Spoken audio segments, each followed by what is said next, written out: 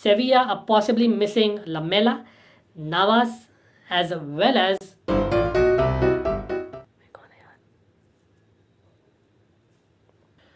welcome back to Almighty Blues FC, a fan channel for all to see. It is Champions League prediction time, crucial match day 5. Yes, it has got to that stage where we will almost determine who will be in the round of 16, possibly opponent for Chelsea. And yes, we have started a quick rival watch and of course a prediction as well as team news of all the teams in the Champions League from match day 4. So yes, it was mid of the Champions League that we started this, but I hope all the fantasy managers out there would certainly take a lot of help from this, and stay tuned till the end because we have a lot to share. Do put in your predictions as well in the comment section. Certainly we'll be tracking them, and you never know, there will be a prediction contest and we'll get back to that. But before everything, let's smash that like button, just the press of a button, and the subscribe button if you haven't already. What are you waiting for? And the bell notification icon, which will tell you whenever we upload a video or are live. And yes, we will be starting live streams soon. I've been saying that. Just bear with me, trust me, and thanks for all the support. I hope you share the link as well. So let's get into it. Group A. Well, Group A is certainly very interesting. It is Man City, PSG, Club Brugge and Leipzig in that order currently, with Man City on 9 points, PSG with 8, Club Brugge with 4 and Leipzig with 1. Now the fact that I think PSG are travelling to Man City will make it really interesting, because that means that PSG have a chance to go top of the group. But will they? Well, first let's look at the team news. How will it determine? Well, for me it is important because for Man City it is told that Grealish may just miss the game and De Bruyne is out possibly, and so is Ferran Torres. But we know City's squad is great, their form has been great. PSG on the other hand, I don't see anyone missing, but yes, it's Kylian Mbappe's 50th Champions League game. Wow, what a career already, right? As in right up there. But I think will he be really up for it this game? It is away at City. I know PSG beat City, at their home, but that was a game where City should have probably, equalized, at worst. So for me, going by everything, I can still see Man City doing well in this game. But I think the fact that City will be so, motivated, and of course they turn up in the Champions League, they have those goal scorers and they have been coming to form at the right time. I can see them nicking a draw. So yes, Man City will stay on top. So it will be a 2-all draw is what I'm going with. Let me know your predictions. The other game is also interesting because I think Club Brugge, they had a great start, but last couple of games have been disappointing for me. And Leipzig on the other hand have looked great, but again they haven't picked points at all, like only 1 point. Crazy. Like I think the draw against PSG, of course it was an impressive draw, but not enough for me. I know Nkunku of the likes are there, very impressive, but yes, Leipzig is traveling to Club Brugge, so I can see Leipzig getting a result finally in this group and getting that win, which will make it interesting who takes that Europa League spot. For you, who's the favorite? For me, Club Brugge, they have Lang and other few great players, but for me it's certainly Leipzig who kind of will eventually qualify for that Europa League spot. Group B, the disappointing group, supposed to be the group of death. Come on, I am so disappointed by this group. This Champions League, apart from obviously Chelsea's matches, I was looking most forward to this group. Liverpool dominated. That's an understatement. They have already qualified and taken top spot after 4 games. There's no possibility of any other team even to take that top spot.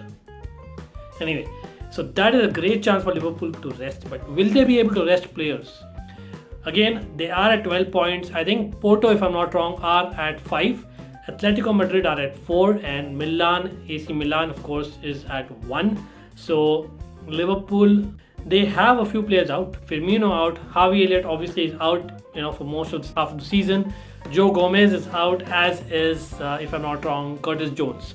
And of course, Diego Jota is doubtful, I hear, and so is Naby Keita, and of course Robertson, who's still maybe not 100% match fit, and James Milner as well. So they have a few players out for sure, but that means they have to again start with Salah and Mane, and that will mean that when they host Porto, whom they beat 5-0 away in the return leg, they will beat them easily again. Because of that fact that they don't have too many players to rotate, and even Origi, I think if I'm not wrong, he's doubtful. So it is basically a Liverpool win for me. A 3-1 win at home to Porto is what I'm calling. In the other game, it'll be interesting because I think Milan will be out there to avenge their defeat last time. I think it was against Atletico Madrid when they were given, or rather Atletico Madrid were given a last minute penalty, if you remember, a controversial that. So for me, this is something that Milan have to take things with the scruff of the neck. Bad weekend for them. They lost to Fiorentina 4-3. I know Vlahovic kind of woke up, but Ibrahimovic did well, but still 4-3, bad. They need to come back stronger, and I think this is a game which will determine whether they will continue in Europe or not. Like, they need at least that Europa League spot. Like, they can get it from Atletico Madrid. Like, Atletico Madrid haven't been too impressive either, but Milan traveling to Atletico Madrid, that's the key, right? I can see Milan for once kind of waking up in the Champions League this year and getting that 2-1 away victory, and especially against Atletico, because they need to, as I said, revenge is in the mind for them, and of course it is a do-or-die situation for them, even for the Europa League. So yes, 2-1 away to Milan is what I'm calling. In terms of team news, I know that João Felix for Atletico Madrid is probably out, as is Kieran Trippier, and for Milan, and I see that Tomori is doubtful. So that is not great news. Rebic is out. Technically, Milan can still qualify for the second round of the Champions League. Yes, that has happened 2019-20. Remember, Atalanta did that from this precarious position of just having 1 point after 4 match days. Well, it is what it is, right? Let's see. So yes, according to my predictions, the group will certainly become interesting. What are your predictions? Put in below. Moving on to Group C. Group C has been again a surprise. Not in a bad sense, but in a good sense, because Sebastian Haller and the Ajax team, Ryan Gravenberch's team, my favorite youngster in Europe. Definitely Ajax, I can see them continuing their run of form, and they have again all but qualified. 12 points from 4 games, superb. Dortmund, of course, at 6 points only, but I think Erik ten Hag's side will try to basically maintain that top spot, and probably they will probably end up top, right? Because of the fact that I think Dortmund are playing Sporting. It is an away game for Dortmund, and of course Ajax are going to Besiktas, who have really disappointed. I know Sporting has not been too great either, as has Dortmund, but both have at least got 6 points. Besiktas has got 0. One of only 2 teams which have got 0, and the second team, no guesses, it is Malmo. So we all know what we are talking about. Besiktas, come on, Batshuayi. Wake up, Batman. What are you doing? Anyway, Ajax travel to Besiktas. What am I calling there in terms of the result? I am certainly seeing a repeat of what happened the last time I think Ajax played Besiktas, and that was 2-0. Although this is away, I can still see that happening. 2-0 away to Ajax. And in the other game, Dortmund versus Sporting. Now this is interesting because Dortmund have a few players out. Haaland is out, Mats Hummels is out, Rana is out, and their backup left back is also out. So they can be in even worse situation. You never know, right? So, but still, I think this is crucial for them to kind of maintain that second spot in the table. So I can see them nicking Sporting. It'll be a 1-0 victory, and yes, it will be, if I'm not wrong, I'm seeing taking a peek at the scores. It will be, I think, the same score that happened in the previous legs for both the teams. Yes, so Dortmund winning 1-0 this time away at Sporting, and Ajax beating Besiktas 2-0 away. It'll be interesting what happens, but I can see Haller with 7 goals continuing his scoring spree. He is second, I think, only after Lewandowski in the Champions League this season. Wow, how times change. Group D. Well, the story of the Champions League so far. Sheriff, the team which surprised all of us. But is it kind of going wrong for them at the wrong time? Yes, they are kind of losing that, capability of surprising teams. Looks like in the last couple of, match days. Not as the first couple of match days, but it'll be interesting where they stand, because in the group they still have a chance for Europe, a genuine chance, at least for Europa League, if not for the Champions League knockout stage as well. Sheriff are third with 6 points. Inter with 7 points are second. Real Madrid with 9 points are first. And of course Shakhtar, who have disappointed this year, I must say, with just 1 point. And let's start with the Real Madrid Sheriff game. Real Madrid are traveling to Sheriff. Certainly they remember what happened back in Madrid. So for them to beat Sheriff is key. In Madrid they lost, I think it was 2-1. Wow, 1-2 in fact they lost.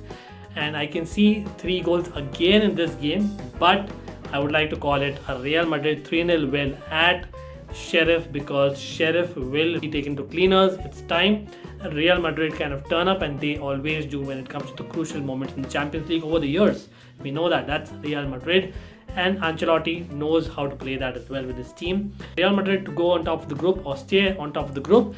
Inter Milan. Now Inter Milan, I think, are hosting Shakhtar. I know it was a 0-0 draw the last time that they played, and that was a really disappointing Inter.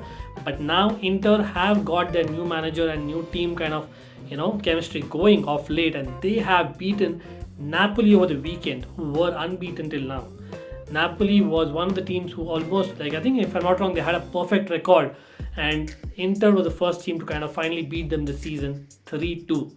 And I have to say that form and confidence is something that Inter will take into this game, added to the fact that Sheriff are breathing down their nose. So obviously I'm looking at Inter definitely beating Shakhtar, and it will be an easy 2-0 victory for Inter. Put in your comments in terms of predictions. In terms of the fitness, I believe for Inter, De Vrij and Alexis Sanchez are out from what it seems like, but Inter have a decent squad as compared to Shakhtar. We all know that. For Real Madrid, for the other game, I think Gareth Bale, who's perennially been out, and Ceballos, who's also out, and Hazard may be doubtful, as he's always been this season and last season in fact, right? So poor Hazard, but yes, that is the team news for you. Moving on, let's move to Group E. Now Group E is something of poles apart, in terms of what the teams are like. So we have Bayern Munich, who are well off ahead of everyone else. So Bayern Munich have already qualified with 4 wins out of 4, and they are at 12 points, and they have a lot of players out, but it will not matter now that they are probably going to top the group. The second in the group is Barcelona. Yes, they are still having things in their hands with 6 points. Benfica have just 4 points, surprisingly, despite that 3-0 victory against Barcelona in that second match day, if you remember. And Dynamo Kiev, I think, are definitely just there to make up the numbers with 1 point. So Dynamo Kiev hosting Bayern Munich. Now they'll be lucky that Bayern Munich are missing so many players, because trust me, even in that first leg when I think Bayern Munich beat them 5-0, Bayern Munich should have probably beaten them 7 or 8-0. I could have seen that happening again. But the fact that it is an away game for Bayern Munich, as well as they're missing, I think Gnabry is missing, Kimmich is missing, Musiala, as well as Nicolas Sule and Upamecano. So literally 5 first team players missing. And of course they have a great squad, but I think Koeman also is doubtful. So it's interesting to see what kind of lineup Bayern Munich have, and I'm sure they will experiment, just like we told about Liverpool, as much as they can. So I think I can see a close victory, but a victory nevertheless for Bayern Munich. It will be an away, just 3-0 away victory for Bayern Munich against Kiev. But again, put in your comments in terms of the predictions. And Barcelona. Now Barcelona, I think if I'm not wrong, they are hosting Benfica. They will certainly look to avenge their defeat in that second match day against Benfica, but they are missing a couple of key players as well. I know Lord Brathwaite has been missing for a good while now. Ansu Fati is missing as well, unfortunately, and Aguero. Well, our thoughts go out to Sergio Aguero. What a legend of a player. Again, and as an opposition, but all the respect, because yes, very badly, that he had to retire because of his heart issues. But again, wish him all the best in life, and hopefully he comes back and gives football something in the future. I'm sure he will. But yes, with Pedri as well missing, the golden boy supposedly of Europe, right? He is missing. So it'll be a close game. For me, they don't have as much creativity as they could have with all these players if they had featured. So, but at the end of the day, it is at the Camp Nou, so I can see Barcelona scoring for sure. They will get that goal, Depay maybe, and the fact that they have, I think, these players missing and a few doubtful players as well, I think Busquets is doubtful, and Dembele, who's always been doubtful, and Dest, their right back, is also doubtful. So with all these players being doubtful, I can see them conceding a goal, and it will be 1-1. But in this group, Barcelona are good with 6 points and Benfica with 4, so I can see them just about clinging on to that second spot. And for Barca fans out there, yes, I see you qualifying for the round of 16 as of now at least. So again, it'll be interesting what you all think. Sorry. I am a neutral today. It is Manchester United's group. Sorry, Manchester United fans, it was natural. Trust me.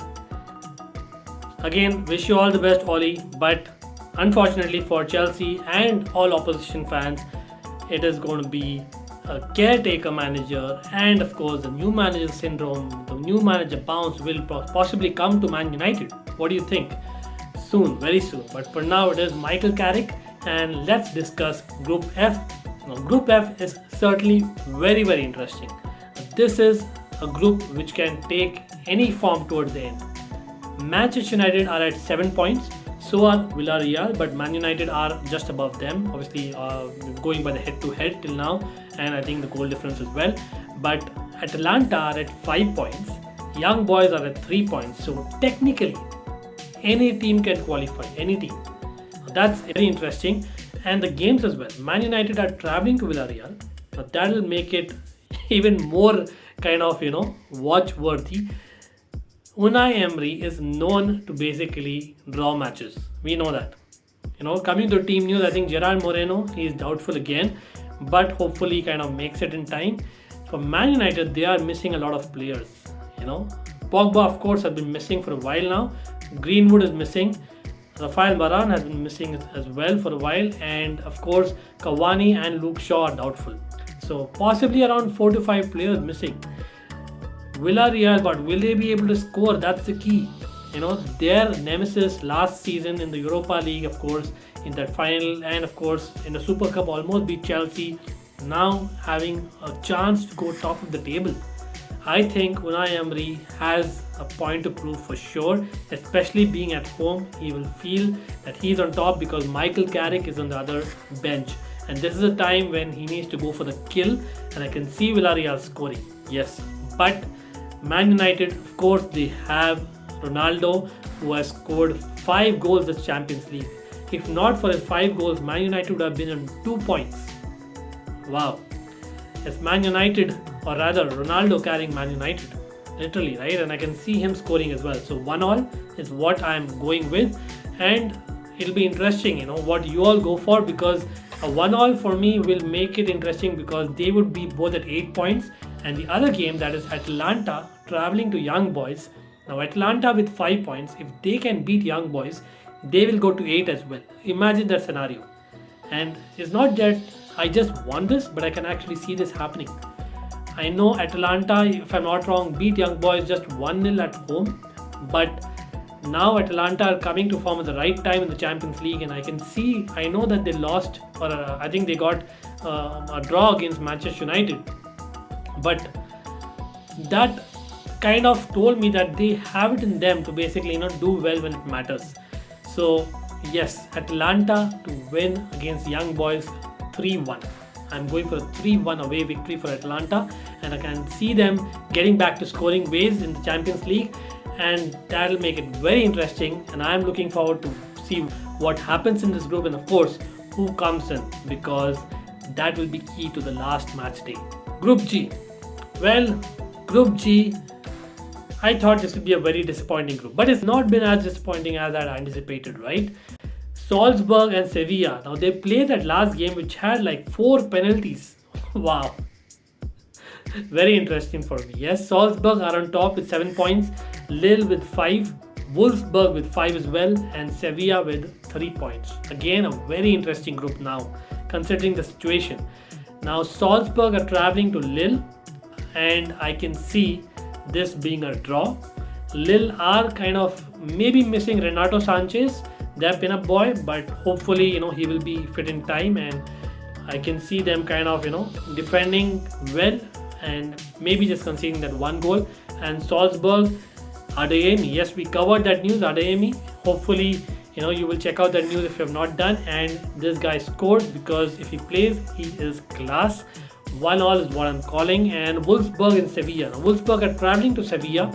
Sevilla are possibly missing Lamela, Navas, as well as Suso. Now that will be something, right? But I'm going in for a surprise. Yes, Sevilla to get that victory, because Sevilla are a team which does well in Europe. Let's get it right. And they need the Europa League. They win the Europa League for fun. So if they get 3 points, they know they'll be in Europa League and maybe even the second round of Champions League. And I can see their experience just getting over Wolfsburg and them getting a 2-1 victory at home. I know, brave call, but do let me know your predictions. Coming to the last one, the main one for me as a Chelsea fan, Group H. Of course, check out the other video because we did predict there as well, and of course the entire preview, the team news and whatnot, everything is there. So I won't cover the team news in this particular context, but Juventus coming to Stamford Bridge. This time I can see Chelsea beating Juventus just like they did in 2009 when they came to Stamford Bridge, but it will not be enough for Chelsea to qualify as top goals, right? Yes, we will beat them 2-0, but if we can get that third goal, it will get us to the top spot. Hopefully we do, but my prediction is 2-0. Let me know yours, and do check out again that link below because the preview has all the team news, the press conference details in detail. The last game, of course, is Zenit traveling to Malmo. Zenit have a good chance now, right, to basically do well in the Europa League. So for me, definitely with this group, Juventus at 12, Chelsea at 9, Zenit with 3. Zenit will take it easy against Malmo and beat them, I think 2-0. So yes, I'm going for a 2-0 victory for respective teams in this group for both the cases, right? But again, let me know your predictions, and it'll be certainly interesting what happens is match day, because based on this, the final match day, when the busy period will be even more busy, when the teams will not be able to pick themselves because of injuries and whatnot, it is crucial that the big teams, they would want to get their wins and the points on board to qualify for the round of 16 early.